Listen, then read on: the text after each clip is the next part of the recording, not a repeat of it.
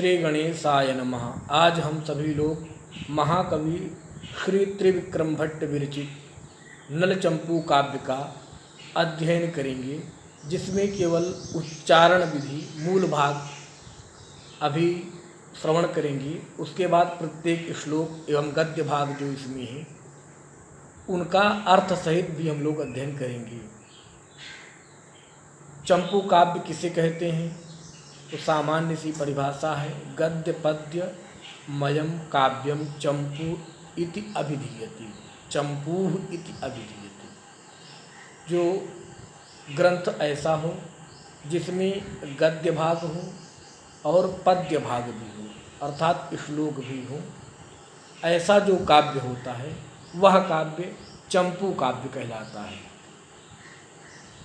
आज हम लोग नलचंपू काव्य का श्रवण करेंगे, जो कि अनेक शैक्षणिक पाठ्यक्रमों में लगा हुआ है। हमारी प्रतियोगी जो परीक्षाएं हैं उनमें भी लगा हुआ है। नलचंपू 7 उच्छ्वासों में विभक्त है। अभी हम प्रथम उच्छ्वास से प्रारंभ करेंगे। ओम जयति गिरिसुतायाः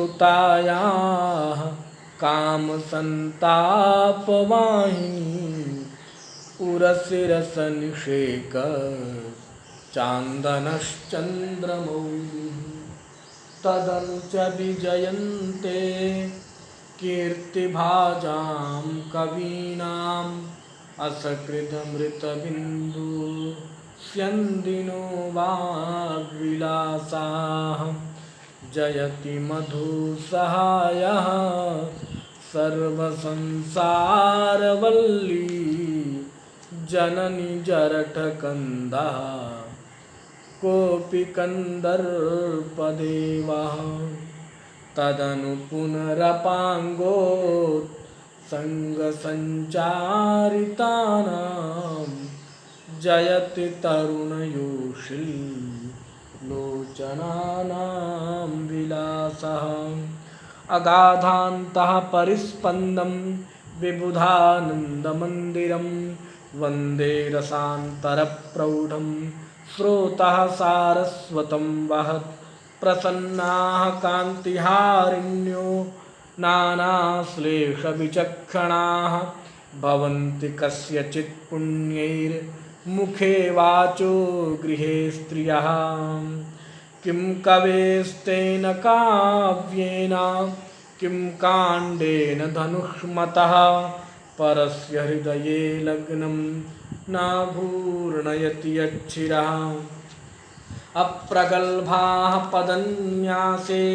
जननी रागहेतवः सन्त्येके बहुलालापाः कवयो बालका इव अक्षमालापवृत्तिज्ञा कुशासनपरिग्रहा ब्राह्मी वदौर्जनी संसद वन्दनीया समेखला रोहणं सूक्तरत्नानां वृन्दं वन्दे विपश्चितां यन्मध्यपतितो नीचः काचोऽप्युच्चैर्मणीयते अत्रिजातस्य या मूर्तिः शशिनः सज्जनस्य च क्व सा वै रात्रिजातस्य तमसो दुर्जनस्य च निश्चितं ससुरः कोऽपि न कुलीनः समे मतिः सर्वथा सुरसम्बद्धं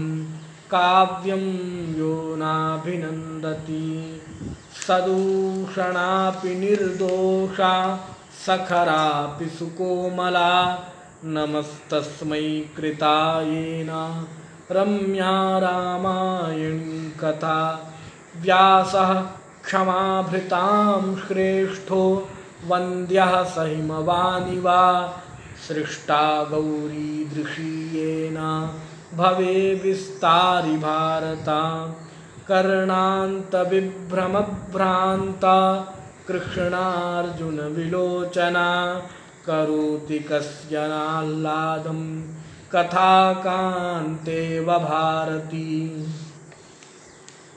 शश्वद्बाणद्वितीयेन नमदाकारधारिणा धनुषेव गुणाढ्येन निःशेषो रञ्जितो जनः इत्थं काव्यकथा कथानकरसैरेषां कवीनाममी विद्वांसः परिपूर्णकर्णहृदयाः कुम्भापयोभिर्यथा वाचो वाच्यविवेकविक्लवधिया मीदृग्विधा मादृशां लप्स्यन्ते क्वकिलावकाशमथवा सर्वं सहाः सूरयः वाचः काठिन्यमायान्ति भङ्गश्लेषविशेषतः नोद्वेगस्तत्र कर्तव्यो यस्मानैको रसः कवेः काव्यस्याम्रफलस्येव कोमलस्येतरस्य च बन्धच्छायाविशेषेण रसोऽप्यन्यादृशो भवेत्। यहाँ तक हमने प्रथम श्लोक से 16 श्लोक पर्यंत वाचन किया है। इसमें से प्रथम 2 श्लोक मंगलाचरण के रूप में प्रस्तुत हैं, जिसमें भगवान शंकर जी की प्रार्थना की गई है। नमस्कारात्मक मंगलाचरण है और कुछ शब्द द्व्यर्थक होने के कारण वस्तु निर्देशात्मक मंगलाचरण भी है। प्रथम और द्वितीय श्लोक में जो मंगलाचरण के श्लोक हैं उसमें मालिनी छंद है। मालिनी छंद का लक्षण ननमय ययुतेयम मालिनी भोगी लोकैः, जिसमें 2 नगण मगण 2 यगण हो तो इनसे युक्त जो छंद बनता है वह मालिनी छंद कहलाता है। भोगी लोकैः, भोगी माने 8, लोक माने 7। पहले 8 अक्षर पे विराम होगा, फिर 7 अक्षर पे विराम करेंगे।